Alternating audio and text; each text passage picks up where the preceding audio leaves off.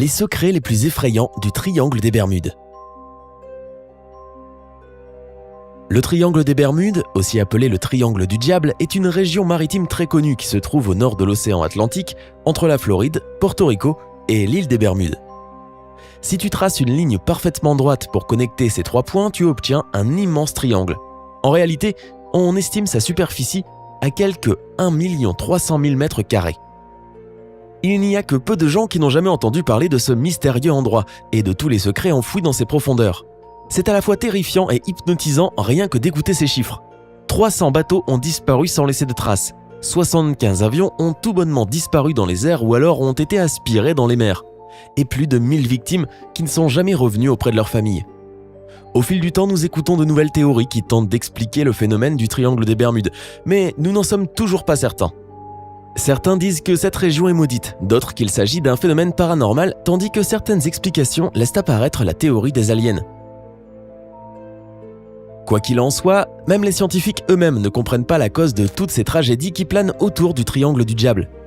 Voici les 5 disparitions les plus mystérieuses, certaines ont plus de 100 ans, alors que d'autres sont très récentes. Regarde cette vidéo et tire-en tes propres conclusions. Le Marie Céleste. Tu ne nous croiras peut-être pas, mais le triangle des Bermudes avait déjà gagné sa réputation à l'époque de Christophe Colomb. Lors de son voyage pour le Nouveau Monde, l'explorateur avait repéré des colonnes de feu près de cette zone. À l'époque, il n'y avait pas de système de communication développé, si bien que l'on ne s'est rendu compte de l'existence du triangle du diable qu'au XXe siècle. Mais même avant cela, la mystérieuse zone emportait des victimes de manière régulière. L'une des disparitions les plus connues a été celle d'un navire marchand américain appelé le Marie Céleste. Le navire a mis les voiles le 7 novembre 1872. Le capitaine était Benjamin Briggs, à bord avec sa femme, leurs 2 filles de 2 ans et une équipe de 7 marins à bord. Ils allaient de New York à Gênes, en Italie, avec un précieux chargement de 1700 barils d'alcool. Moins d'1 mois après le début de leur voyage et seulement quelques jours après le dernier signe de vie du bateau, en date du 25 novembre, un bâtiment britannique appelé le Dei Gratia a croisé la route du Marie Céleste, flottant avec une voile partielle. Tout avait l'air normal, excepté une chose. Il n'y avait pas âme qui vive à bord du bateau et l'équipage était manquant. La seule chose qui avait l'air de sortir de l'ordinaire était une seule épée sur le pont. Avant de penser à une attaque de pirates, tu vas vite te rendre compte que ce n'est pas ce qui s'est passé. Tous les biens de l'équipage, 6 mois de réserve de nourriture ainsi que l'alcool étaient intacts. Toute autre théorie comme un séisme sous-marin, une attaque de calamar géant ou une catastrophe naturelle peuvent également être écartées, car le bateau n'a subi absolument aucun dommage. C'était un jour tout ce qu'il y a de plus normal, le bateau était en état de navigation, alors pourquoi ces gens l'auraient-ils quitté pour ne jamais revenir ? Quelle que soit la raison, ni l'équipage ni le canot de sauvetage n'ont jamais été retrouvés. Alors que tout ce mystère n'a pas de lien prouvé avec le triangle des Bermudes, certains chercheurs croient que ces vies innocentes ont été reprises par la zone maudite. La curieuse découverte d'Helen Austin. En 1881, la goélette américaine de 68 mètres de long, l'Helen Austin, naviguait de New York à Londres, lorsque l'équipage a repéré un bâtiment non identifié en train de dériver dans la mer des Sargasses, qui se trouve au nord du triangle des Bermudes. Quelque chose ne tournait pas rond à propos de ce navire, comme s'il n'y avait personne à bord. Donc, le capitaine Baker de l'Helen Austin a décidé d'observer le bateau abandonné durant 2 jours pour s'assurer qu'il ne s'agissait pas d'un piège. Une fois les 2 jours passés, il a ordonné à son équipage d'embarquer à bord. Ils ont alors vu que tout était intact, que la cargaison était toujours bien empaquetée et qu'il n'y avait en effet personne à bord. Ensuite, le capitaine Baker a décidé de mettre ses meilleurs hommes sur le mystérieux navire et de le ramener à New York avec lui. Au début, les 2 bateaux naviguaient côte à côte sur une mer très calme. Mais lorsqu'une forte tempête a éclaté sans prévenir 2 jours après, elle a séparé les 2 navires et l'Helen Austin a perdu toute trace du navire abandonné. Une fois que la tempête s'était calmée, quelques jours plus tard, le capitaine Baker a retrouvé le bateau, errant seul en mer. Lorsqu'il monta à bord pour s'assurer que ses hommes y étaient, il fut choqué par ce qu'il trouva. Le bateau était dans les mêmes conditions qu'avant, mais de nouveau, sans âme qui vive. Cette partie de l'histoire a été confirmée, mais ce n'est pas tout. Certaines personnes croient que le capitaine Baker a tenté de ramener le bateau au port. Mais après que la 2e tentative ait échoué, l'Helen Austin a tout simplement laissé le vaisseau seul. Selon d'autres dires, le bateau abandonné aurait été repéré plus tard, mais cette fois-ci avec un autre équipage que celui du capitaine Baker.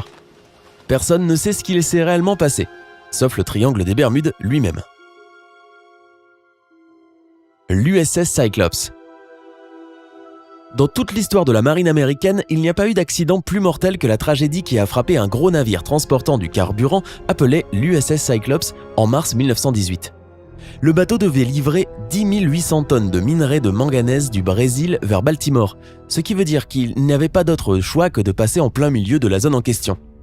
Le vaisseau a mis les voiles un jour de beau temps, et le seul message qui ait été reçu par l'équipage était qu'il n'y avait aucun problème à déplorer. Puis le navire, avec ses 309 individus à bord, s'est tout simplement volatilisé. Le capitaine du Cyclops n'a jamais envoyé un seul message de détresse ou autre. Juste pouf, disparu. Même après que la zone ait été passée au peigne fin, aucune trace du vaisseau n'a jamais été retrouvée. Les recherches n'ont jamais trouvé la cause de sa disparition. Le jet Grumman-Cougar. L'un des mystères les plus récents du triangle des Bermudes est la disparition du Grumman-Cougar Jet. C'était en 1991, plus ou moins à la période d'Halloween. Piloté par John Verdi et son copilote Paul Lucaris, l'avion survolait le golfe du Mexique, allant vers Tallahassee.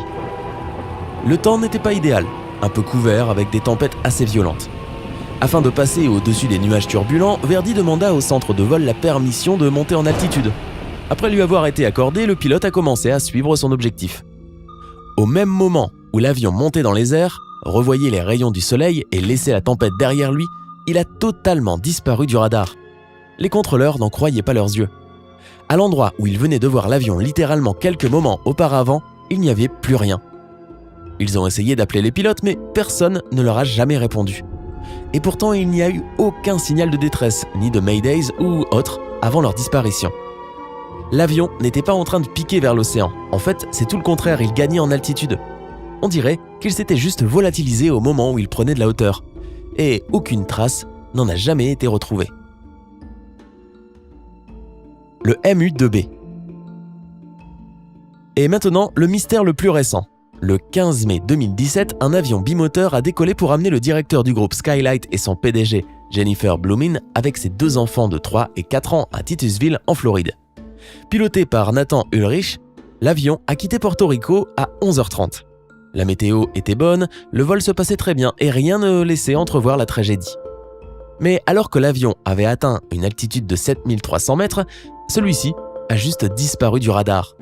Les contrôleurs du trafic de Miami ont également perdu le contact radio avec l'engin. Le lendemain, à 24 km à l'est de l'île de Eleuthera, aux Bahamas, les gardes-côtes américains ont repéré quelques débris qu'ils ont déclarés être ceux de l'avion. Néanmoins, aucun des passagers ni le pilote n'ont jamais été retrouvés.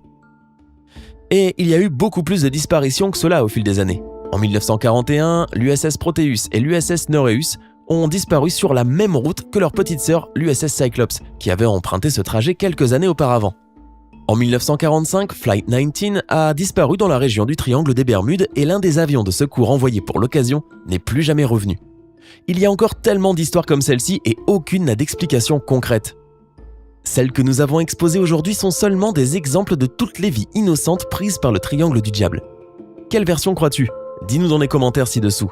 N'oublie pas de cliquer sur s'abonner pour rester sur Sympa.